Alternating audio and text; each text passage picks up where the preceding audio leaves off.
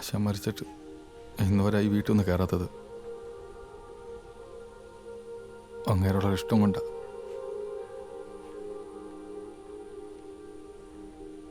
ആശാൻ ജീവിച്ചിരുന്നപ്പോൾ അങ്ങേരുടെ കൺമുന്നിൽ നിന്ന് ഓടി ഒളിച്ചിട്ടേ ഉള്ളൂ ഞാൻ. എൻ്റെ ആശ എങ്ങനെ കിടക്കുമ്പോൾ ഞാൻ എങ്ങനെ അടവെന്ന് കാണും. അയാളെ എന്നെ കണ്ടു, എനിക്കും അയാളെ കണ്ടു.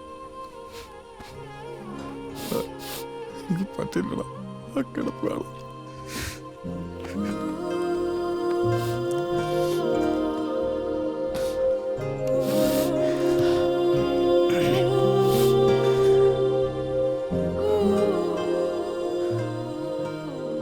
നിനക്കറിയോ, എന്നെ ആശാൻ പണിക്ക് വിളിച്ചില്ലേ, എൻ്റെ കുടുംബത്തെ അങ്ങേര് ഇന്ന് വരെ പട്ടിണി കിട്ടിയിട്ടില്ല.